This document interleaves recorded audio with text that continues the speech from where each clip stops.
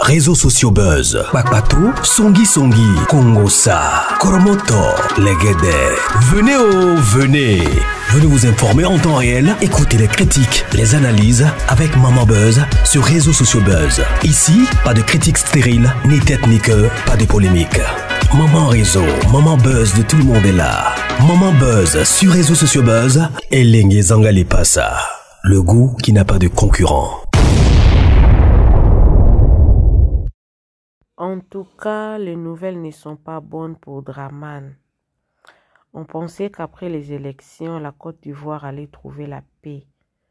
Mais que depuis les élections, depuis les votes, les mauvaises nouvelles ne font que se multiplier. Plusieurs personnes ont donné raison au prophète Élie. Même le pasteur Mohamed Sanogo s'est excusé pour avoir dit des choses sur les prophètes. Mais qu'est-ce qui se passe encore? Qu'est-ce qui va arriver au président Ouattara? C'est quoi la nouvelle? Les nouvelles ne sont pas bonnes. En tout cas, ça ne projette pas de bonnes nouvelles pour lui. On va suivre toutes ces vidéos. Suivez avec moi, on va revenir à la fin. Abonnez-vous sur les réseaux sociaux Buzz. Waouh. Bonjour et bonsoir à tous et à toutes. Voilà, bien aimé, c'est encore le frère et camarade Abou Armel, dit Abou d'Angleterre, depuis ma position en Angleterre. Aujourd'hui, quand je prends la parole, nous sommes le dimanche 2 novembre 2025. Voilà. Donc, jour dominical, comme on le dit chez nous les chrétiens, jour de bilan de grâce. Là, comme vous pouvez le constater, actuellement, quand je prends la parole, il est exactement 14 heures. Je reviens comme ça de la réunion avec Papa Dieu. Donc, je ne me suis pas changé, je suis resté comme ça directement pour partager la grâce que j'ai reçue pendant cette réunion dans la présence de Papa Dieu. Et confirmer encore que Papa Dieu, d'abord félicite tous les résistants ivoiriens, tous ces enfants ivoiriens, et qu'ils restent toujours ivoiriens, et que il est de tout cœur avec nous. Voilà. Et ce qu'il a commencé, il va terminer. Et comme vous le savez, lui, qui est le maître de toutes circonstances, n'a jamais perdu un combat. Il n'a jamais perdu une guerre. Il est plus qu'un vainqueur en toutes choses. Vous comprenez? Parce que c'est lui qui a le dernier mot sur tout. Il est suprême. Vous comprenez? Et quand il a dit que la Côte d'Ivoire est libérée, quand il a libéré sa parole comme ça, en faveur de la Côte d'Ivoire, cette parole-là va remonter à lui seulement quand elle aura accompli dans la totalité ce pourquoi il a déclaré. Et lui, il n'est pas un homme pour mentir. Et il est le même. Il n'a jamais changé hier, aujourd'hui, et demain il ne changera jamais. Parce que, voilà, il est unique. Et il est Dieu. Il n'est pas un être humain pour changer. Vous comprenez? Alors, c'est pour dire, pourquoi j'ai dit ça? C'est pour dire à tous ces Ivoiriens qui ont l'air déçus, qui ont l'air un peu désemparés, que ils n'ont pas à être désemparés, ils n'ont pas à être découragés. Au contraire, ils doivent comprendre que le combat est dans la victoire et c'est à nous de l'arracher, puisque c'est à nous de la manifester, puisque Papa Dieu est un bon père qui ne donne jamais ce qui est mauvais à ses enfants. Et sa promesse toujours s'accomplit. Vous comprenez? Mais tel qu'on le connaît dans ses principes, il faut que lui, après avoir joué sa part, nous aussi on joue notre part. Et c'est dans ce sens-là qu'il a dit que on ne peut que le servir par la foi. Voilà. On ne peut pas le servir dans les doutes, dans la confusion. C'est dans la foi. Donc, quand on dit que on a été libéré, qu'on se bat dans la victoire, on doit avoir la foi en cela. Et c'est pourquoi que le 8, on doit manifester cette victoire-là en ne lâchant rien et en faisant ce qu'on appelle ça passe ou ça casse. Vous comprenez? Donc on doit, cette fois-ci, aller jusqu'au bout. Voilà. Et c'est ce que Dieu a appelé sa manifestation spectaculaire. Et c'est ce qu'il a dit aujourd'hui. Il a dit spectaculaire, spectaculaire. Il a fait sonner ça comme ça plusieurs fois. Dans mon subconscient. Spectaculaire, spectaculaire. Ça dit que il ne change jamais sa manière d'opérer. Quand il fait tomber les murs de Jéricho, c'est de façon spectaculaire. Quand il fait tomber Pharaon dans la mer Rouge, c'est de façon spectaculaire. Toujours, quand Gédéon prend le dessus sur les Assyriens, c'est de façon spectaculaire. Toujours, quand Samson détruit tous les princes en une seule démolition du palais, c'est de façon spectaculaire. Toujours, vous comprenez? Donc, il n'a pas changé, il est le même. Alors, il faut pas douter, parce que c'est le doute seulement qui peut faire reculer notre grâce. Il faut avoir la foi, et cette foi-là qui est ferme, cette foi qui ne vacille pas, parce que notre Père n'a jamais changé, et l'obscurité va jamais avoir raison de la lumière. C'est pour dire quoi? C'est pour dire que Alassane Dramane Ouattara, qui est l'obscurité, qui est les ténèbres, il n'aura jamais raison de notre guide Laurent Gbagbo, qui est enfant de lumière. Vous comprenez? Donc, qui est de Dieu. Lucifer, Satan ne peut jamais avoir raison sur Dieu. Vous comprenez? Donc, notre papa est celui-là même à qui appartient la puissance et la gloire. Et c'est lui-là même l'auteur et le finisseur, l'aboutissement de toutes choses. Voilà. Et c'est lui-là même le début et la fin. C'est lui. Quand il dit oui, nul ne peut dire non. Quand il dit non, nul ne peut dire oui. Quand il ouvre, nul ne peut fermer. Quand il ferme, nul ne peut ouvrir. Avant lui, il n'y a personne. Après lui, il n'y a personne. Et il ne prend conseil avec personne. Il est unique sur son trône. Et comme lui-même nous l'a dit, sa main droite puissante n'est jamais courte. Et sa main droite puissante est toujours au travail. Et lui, par son sacrifice de son sang sur la croix, il a tout accompli. Et ce sang-là est vivant pour l'éternité. Et ce sang-là ne connaît aucune malédiction. C'est pour dire que la Côte d'Ivoire n'est pas maudite.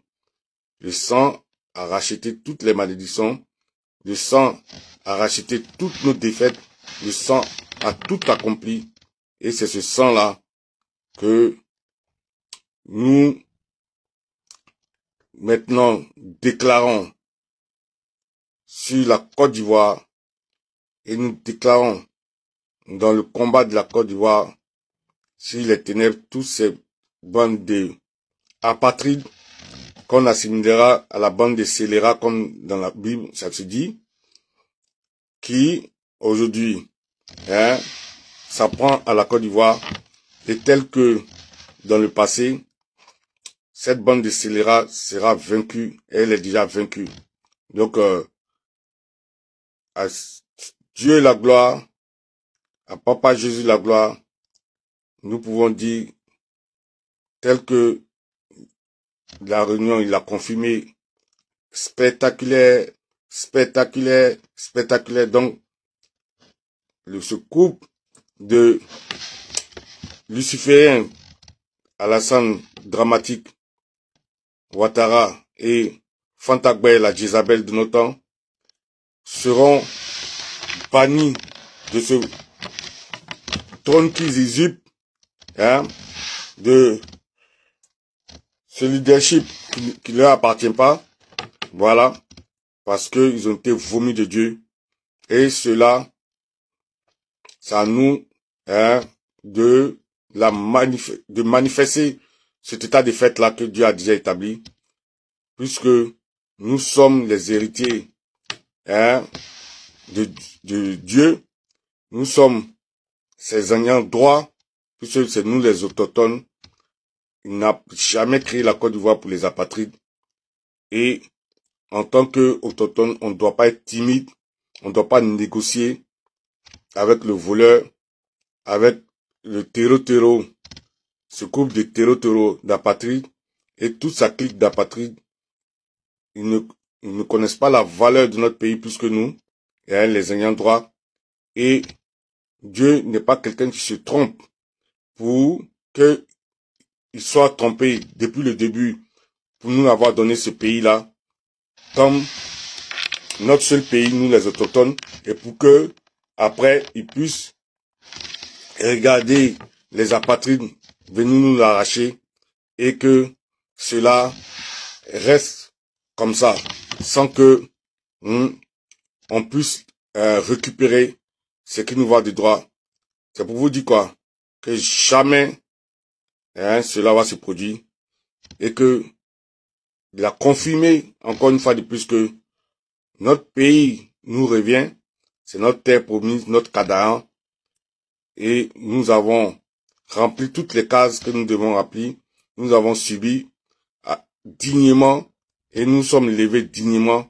Alors, il a compris tous nos pleurs et il nous dit maintenant, n'ayons pas peur, ayons le courage de David et que on va à l'encontre de Goliath, ce 8-là, même les bras ballants, nous sommes gagnants. Aucune balle ne pourra nous, aucune arme forgée contre nous pourra prospérer contre nous. Tel que Goliath avec l'épée la plus grande du monde en son temps, mais David n'a eu aucune écorchure. Au contraire, la seule pierre de David, d'un seul coup, a eu raison de Goliath qui s'en est allé pour toujours et ce jour-là a même perdu sa tête, vous comprenez. Donc, ce couple de serpents sera aussi décapité, comme c'est ce que Dieu a dit. Spectaculaire, spectaculaire, spectaculaire. C'est ce que ça veut dire. Pour ceux qui savent lire entre les lignes. Donc, bien aimé, ne te décourage pas. La victoire est à nous. Nous combattons dans la victoire. Et le 8, nous devons manifester la victoire en sortant massivement parce que on a tout à gagner, on n'a rien à perdre. Et si Dieu est pour nous, qui peut être contre nous?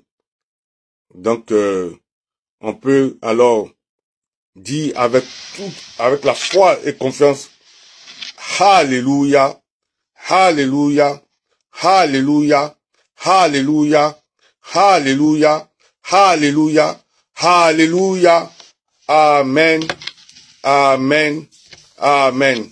Soyez bénis, bénis, bénis, bénis. Et je dirais shalom, shalom, shalom. Bye bye from now. C'était le frère Abou depuis ma position en Angleterre. Bye, bye, bye, bye. Quand certains hommes de Dieu, là, ils veulent justifier leur manipulation politique, justifier leur bord politique, justifier leur implication dans la politique, Ils disent que c'est Dieu qui établit les autorités. Que toute autorité a été établie par Dieu. Ça s'appelle de la manipulation. D'accord? Ça s'appelle détourner la parole de Dieu à des fins que Dieu n'a pas voulu. D'accord? C'est tordre les Écritures à sa guise. Le verset dont il est question ici, il est question de Romains 13, des versets 1 à 2. Mon thème d'aujourd'hui, c'est Dieu établit le principe de l'autorité, mais Dieu n'établit pas les personnes. D'accord? Donc, Romains 13, 1 à 2. Le verset dit que toute autorité soit soumise aux autorités supérieures, car il n'y a point d'autorité qui ne vienne de Dieu.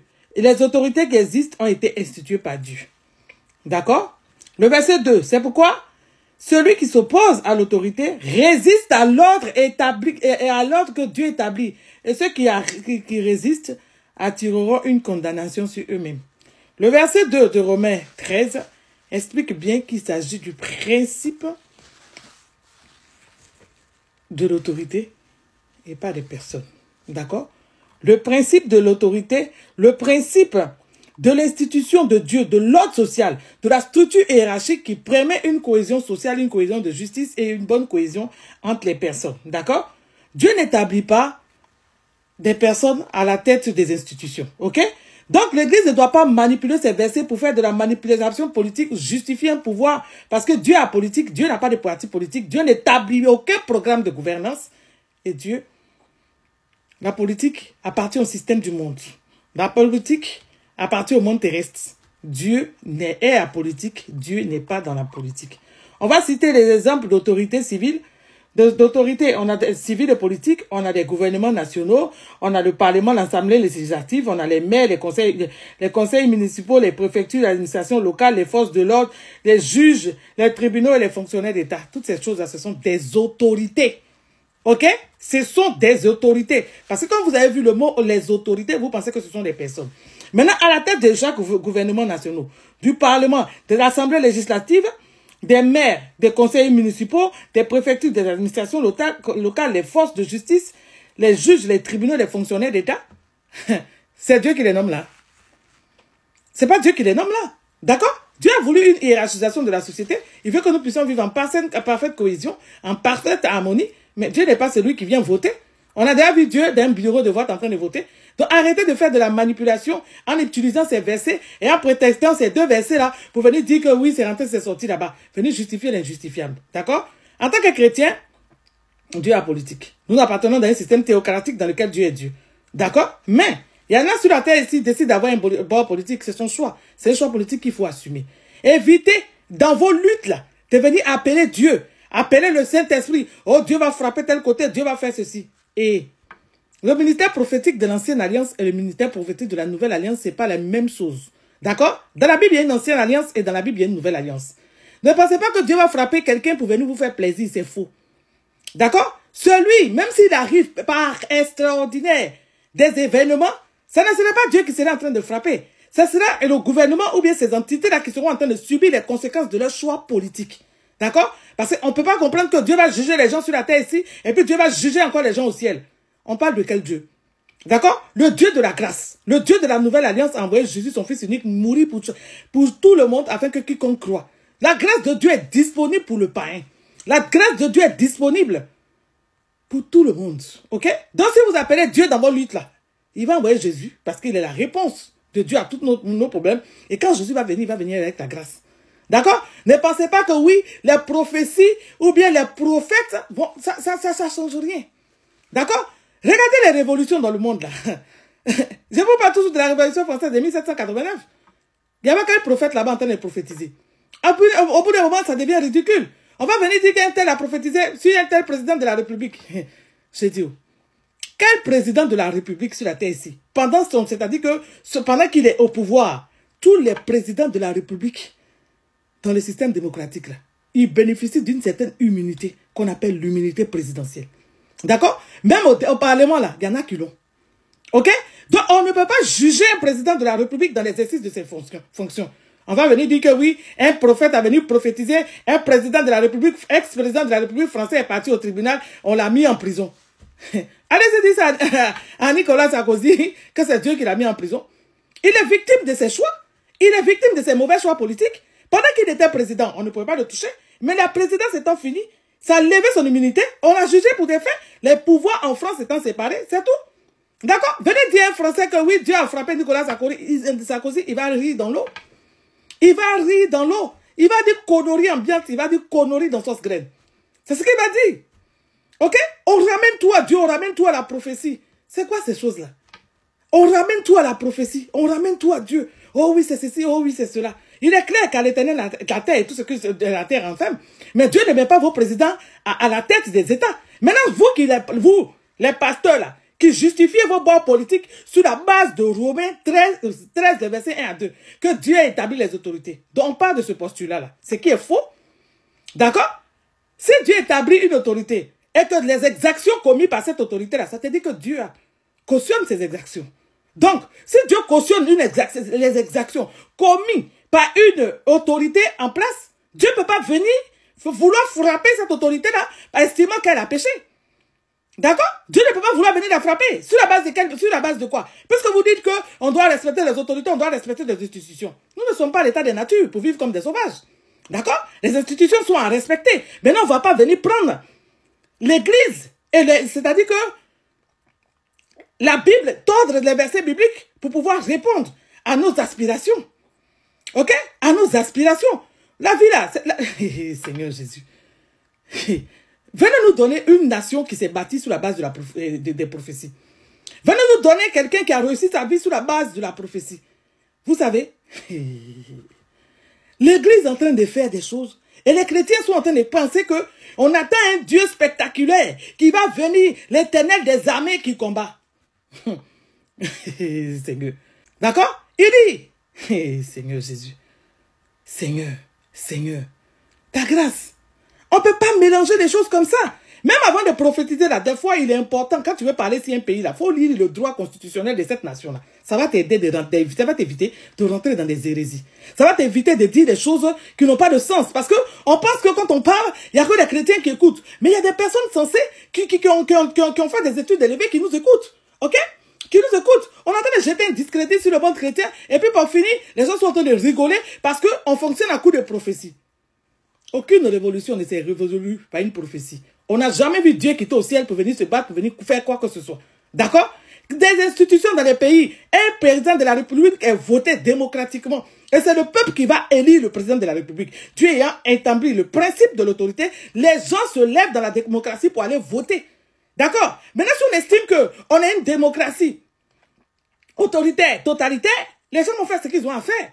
Mais d'accord? Mais le Dieu ne va pas descendre de son trône de gloire, venir frapper un gouvernement prétestant qu'il a péché.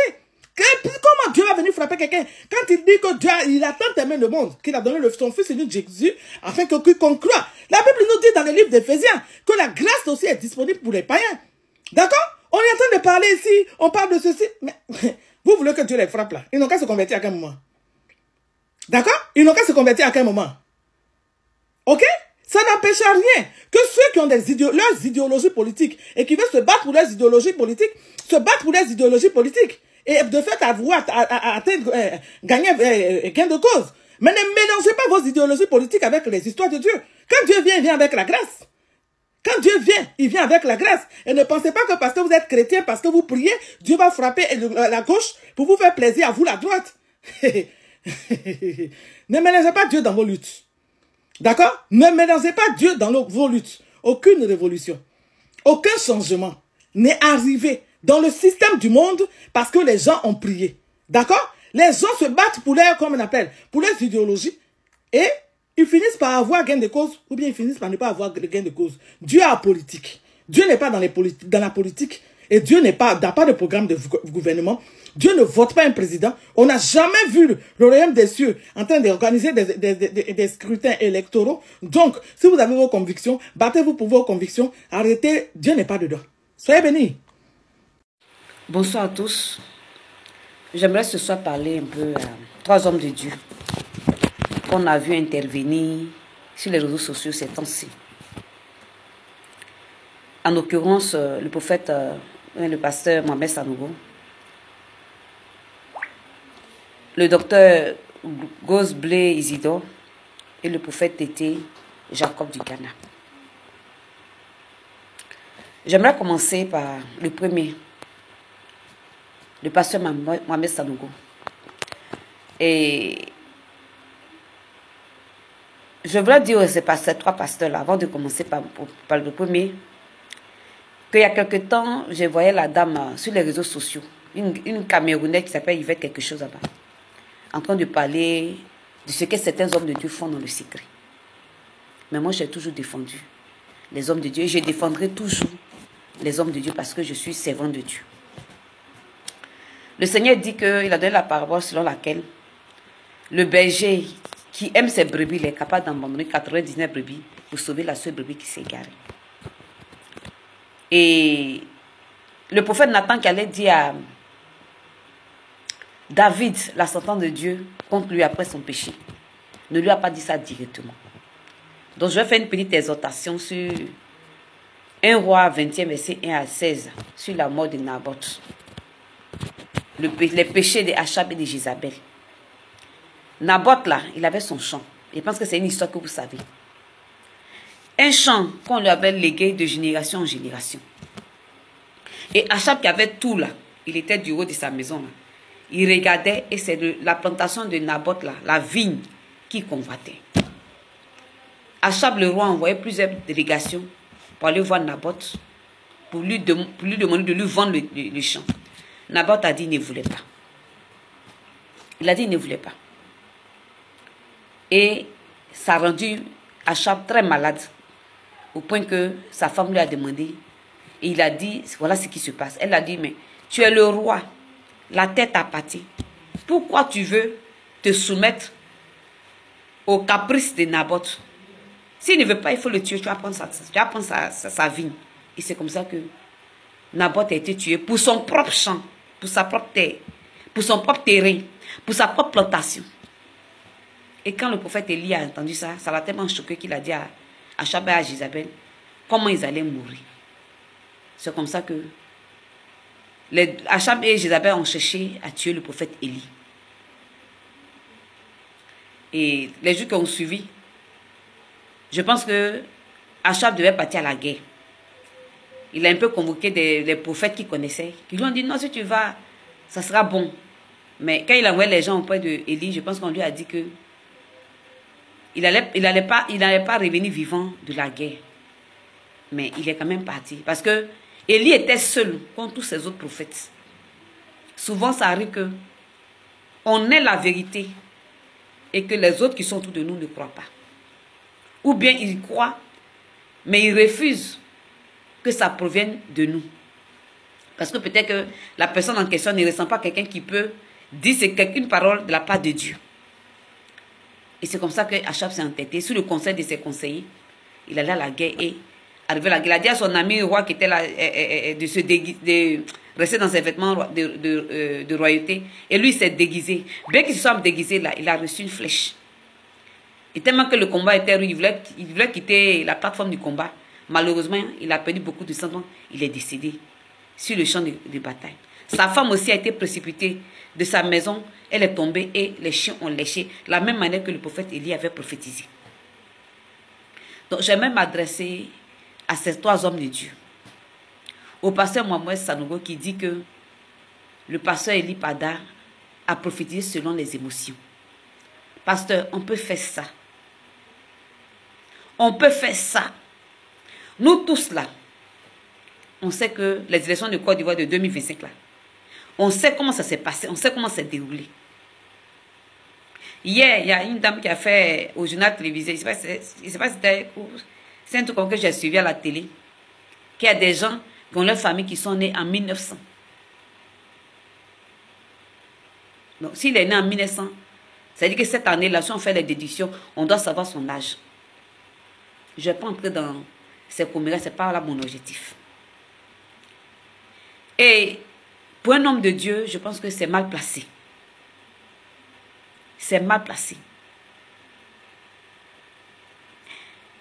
Au pasteur Tété Jacob, je vais conclure, je vais finir vous tromper, je vais conclure. Qui dit que Dieu ne parle pas trop, que les gens ont profité ceci, les gens ont... Ça veut dire que toi, pasteur Tété Jacob, là, tu banalises les prophètes de Côte d'Ivoire. Le pasteur Eli Pada, le prophète Eli Pada, c'est un du Seigneur. Je ne l'ai jamais vu personnellement. Ce n'est pas mon frère, mon mari, ce n'est pas nul de mes connaissances. Je n'ai jamais fréquenté son église.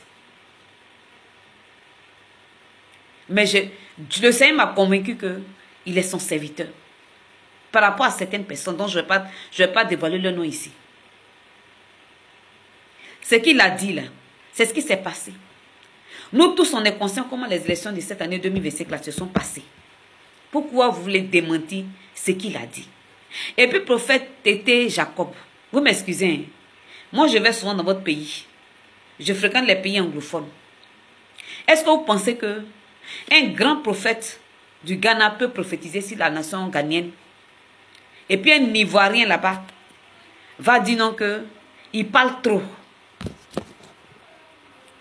Que Dieu là, il ne parle pas trop. Je vais vous poser une question toute simple. Vos prédications font combien de minutes? Vos prédications font combien de minutes? Vous dites que Dieu ne parle pas trop. Dieu peut parler trop.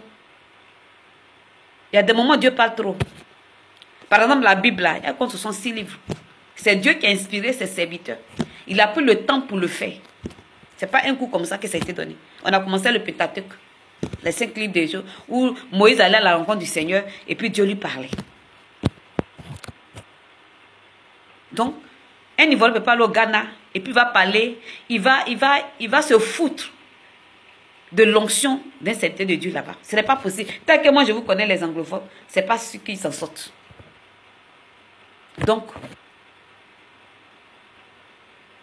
revoyez-vous et répentez-vous également. Vous ne pouvez pas venir discréditer l'appel d'un autre pasteur en tant que pasteur. Parce qu'aucun homme là, dans le monopole de la connaissance, à part Dieu, prophète Tété Jacob. Maintenant, je vais parler du docteur Gozé Blé Isidore.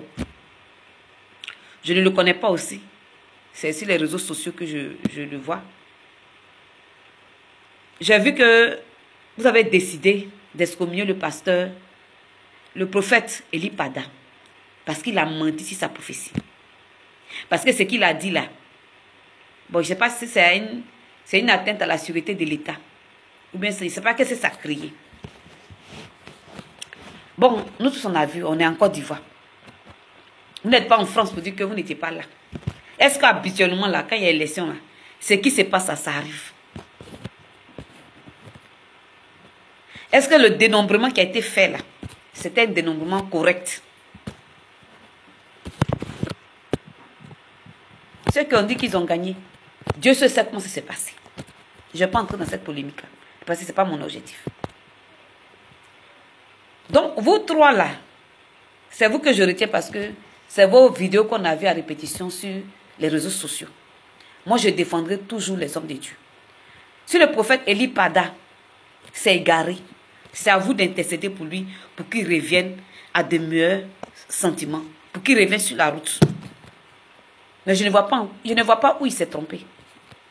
Le Seigneur dit, pour une brebis qui s'est égarée là, il est capable d'abandonner 99 brebis pour aller à la recherche de cette brebis qui s'est égarée. Qu'est-ce que vous faites? Comment vouloir excommunier un pasteur? Moi, je dis, prophète Tété Jacob, je prie dans une église évangélique qui appartient à un gagné. Il y a des prophéties qu'il m'a données. Mais toutes les prophéties ne sont pas accomplies en même temps. Un peu, ça peut arriver. Il m'avait dit un temps que si je ne prie pas pour ma mère, elle n'allait pas participer à mon mariage. Quand il a dit ça, les jours qui ont suivi là, les mois qui ont suivi, la maison de maman a été incendiée. La deuxième fois qu'il m'a vu, il m'a répété la même chose. Cette fois-ci, elle est assassinée. C'est pas que je n'ai pas cru. Mais le Seigneur m'avait dit que quelque chose de grave avait arrivé à un moment dont je devais prier. Mais pour que ça s'accomplisse, il a fallu peut-être 6 ans pour que ça arrive. Je priais. Et le Seigneur me disait, là où elle partait, où elle a demandé de bâtir sa maison, là, elle était en danger. J'ai même informé ma mère. Mais ce qu'elle a dit, ce qu'elle m'a dit, elle dit que ce n'est pas qu'elle voulait. J'ai vu que c'était plutôt spirituel. Et malheureusement, j'ai été appelée pour qu'on me dise que ma mère est assassinée. Mais il y a d'autres prophéties qui m'ont dites, mais qui ne sont pas encore réalisées. Ce n'est pas pour ça que c'est un mauvais pasteur. Ce n'est pas pour ça que c'est un mauvais prophète. Ce n'est pas pour ça que je ne dois pas le respecter. Donc, docteur Isidore Gosblé, on m'a dit qu'il a plus de 1000 fidèles dans son église. Peut-être il a des annexes. Vous allez l'excommunier, vous allez fermer son église. Bon, les brebis qui sont dans l'église, ils vont aller où? Ou du moins, elles vont aller où? Les âmes qui sont dans l'église, qui vont s'en occuper? Vous ne pouvez pas faire ça.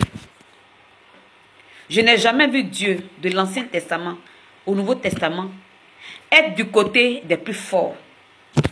S'il y a un passage de la Bible où Dieu a été du côté des plus forts, dites-le moi. Je ne me cache pas. Donc, n'attristez pas le Saint-Esprit. Priez pour le pasteur Eli Pada parce qu'il est obligé de se mettre en sécurité à cause de sa vie. Un pasteur qui est dans le vrai là, c'est ce qu'il peut vivre. Prophète Élie de la Bible là, c'est comme ça il a été persécuté, il a été recherché pour être tué. Il était obligé de se cacher. Un moment donné, il a dit à Dieu qu'il n'en pouvait plus. Quand il allait dans le désert, le Seigneur a mandaté qu'on appelle ça même, l'animal là. J'oublie le nom de cet animal là. Pour aller lui donner de quoi manger. Pour lui dire de reprendre des forces. Mais tout ce qu'il a dit là, quand le temps est arrivé, ça s'est produit. Et moi je crois en Eli Pada. Je crois que c'est son serviteur. Pourquoi vous faites ça? J'aurais souhaité même que vous restiez dans votre mutisme.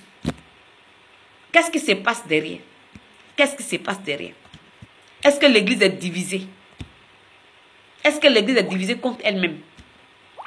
Ce combat de la Côte d'Ivoire, c'est le combat de toute la Côte d'Ivoire, de toute l'Afrique. On ne peut pas voir Naboth et puis on va lui arracher son bien. Non, donne-moi ton bien alors que je ne fais pas partie de cette famille. Donc ce que vous avez fait là, on appelle ça blasphémer contre le Saint-Esprit. Parce que le Dieu qui vous a appelé là, c'est le Dieu aussi qui a appelé Eli Pada. Et puis qui ne fait pas d'erreur. Si vous supposez qu'il a mal fait là, qui ne fait pas d'erreur. S'il a fait une erreur, priez pour lui. Priez pour lui. Je vais vous donner un petit témoignage. Mais j'allais donner 2. Quand il y a eu les élections en 2010, j'intercédais pour la nation comme je le fais en ce moment. Et je priais, je jeûnais. Et puis le Seigneur m'a révélé que le président Laurent Gbagbo et sa femme allaient être arrêtés. Je les ai vus menotter. Le Seigneur m'a réveillé. Quand j'ai fini de faire le rêve à 4 heures, il dit il faut prier pour eux pour ne pas qu'on les tue. J'ai commencé à prier. J'ai commencé à prier. J'ai commencé à prier. Et j'ai dit à mes voisines que, parce qu'elle montrait à tout le monde leur appartenance politique, que c'était dangereux, que voilà ce qui allait arriver. Mais je vous rassure que c'est parce qu'il était une femme qui ne m'a pas bastonné, ne m'a pas brûlé vif du moins. Les gens disent non, t'es quel rêve toi tu as fait? Il dit si. Il y a un monsieur qui travaillait le gouvernement Gbagbo qui habitait dans le quartier millionnaire. Il est venu, qui peut tuer? Personne ne peut enlever Gbagbo. Personne, il a dit monsieur, excusez-moi, je suis quitté là. Parce que quand tu vois que les tensions montent, il faut te retirer. Les semaines qui ont suivi, c'est là qu'ils ont bombardé le domaine du président Laurent Gbagbo et sa femme, et puis on les a enlevés. Il était en prison. Vous voyez, le deuxième témoignage, c'est une maman de mon église qui était enceinte. Il y a une soeur en Christ qui vend ses galettes sur la route. Elle a rêvé que la dame allait mourir son bébé. Elle a prié pour elle, elle a dit au monsieur que vraiment prie beaucoup pour ta femme parce que cette femme-là, vraiment voilà le rêve que je lui ai fait sur elle. Mais la dame et son mari se sont levés pour aller voir le pasteur pour dire que la soeur est sorcière. Qu'est-ce qu'ils n'ont pas dit à cette soeur-là? Qu'elle pratique la sorcellerie, elle est mauvaise comme ci, comme ça. Si ce n'était pas la grâce de Dieu, peut-être la soeur allait rétrograder. Mais elle a dit, si je mens, vous allez voir. Si je ne mens pas aussi, vous allez voir. Elle a tenu à rester à l'église jusqu'à ce que cette dame accouche. Quand son moment de travail arrivait,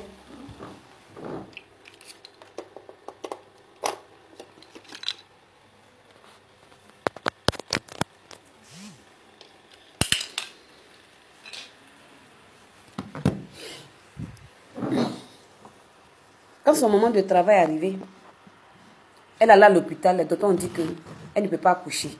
Elle doit choisir. Soit on force accouchement, elle et le bébé décède. Ou bien on enlève, on fait passer la grossesse et puis elle est vie. C'est comme ça qu'elle a dû aller se concerter son mari. Et son mari a décidé que sa femme vive. Donc les docteurs ont expulsé le bébé d'urgence pour ne pas que la dame décède. Mais ce que la fille a prophétisé, ce n'est pas le jour-là que c'est arrivé. C'est des mois après que ça s'est passé. Soyons humbles de ne pas avoir toute la connaissance, de ne pas avoir toutes les réponses, de ne pas être supérieur aux autres. Repentez-vous d'avoir tressé le Saint-Esprit. Repentez-vous d'avoir tressé le Saint-Esprit. Parce que l'Esprit, c'est vraiment de Dieu là. Vous devez être du côté d'Eli Pada. Vous deviez le couvrir. Vous deviez intercéder pour lui, pour sa famille. Sinon, ce prophète-là, je ne pense pas qu'il gagnerait quelque chose à ce que la Côte d'Ivoire brûle. Je ne pense pas, le combat qu'il a mené là, c'est le combat pour la délivrance de la Côte d'Ivoire, pour la liberté de la Côte, pour la libération de la Côte d'Ivoire. La Côte d'Ivoire, le pays que Dieu a choisi pour l'éveil spirituel en Afrique de l'Ouest. Et même si on ne fait pas attention, en Afrique. Et même dans le monde, la Côte d'Ivoire est la nation que Dieu a choisie. La Côte d'Ivoire appartient à l'Éternel Dieu des amis. Donc ne dites pas qu'il parle sous ses émissions, il parle trop, ou bien il est excommunié parce que sa prophétie qu'il a donnée là ne va jamais arriver. Est-ce que vous savez ce que demain va produire? Est-ce que vous savez les plans de Dieu pour la Côte d'Ivoire? Moi-même, j'ai fait des rêves qui n'étaient pas bons. Je me suis même réveillée en sursaut. C'est même pas maintenant. Il y a des mois en arrière. Peut-être même l'année passée, si je ne me trompe pas. J'ai fait une succession de rêves sur la Côte d'Ivoire. Et c'est ce qui a fait que j'ai pris à cœur d'intercéder pour la nation ivoirienne. Donc, ressaisissez-vous. Ce n'est pas encore trop tard pour demander pardon à Dieu. Le prophète Eli Pada, là, il a plus de 1000 fidèles. Ils ne vont pas être dehors. Ce sont 1000 âmes. Et si ces personnes sont dans les rues, qu'ils rétrogradent, Dieu va vous demander des comptes pour ce que vous avez fait. Dieu va vous demander des comptes pour ces âmes qui sont dehors. Si quelque chose de pire arrive au prophète Eli Pada, Dieu aussi va vous demander des comptes. Vous êtes ses frères en Christ. Le corps de Christ ne peut pas être divisé. Le corps de Christ ne peut pas être divisé. On dit qu'on est un dans un esprit d'amour. Donc si l'un parmi nous a un problème, nous devons prier pour lui, le soutenir, intercéder et puis en bas lui donner des conseils. Je m'arrête là. Que Dieu vous bénisse.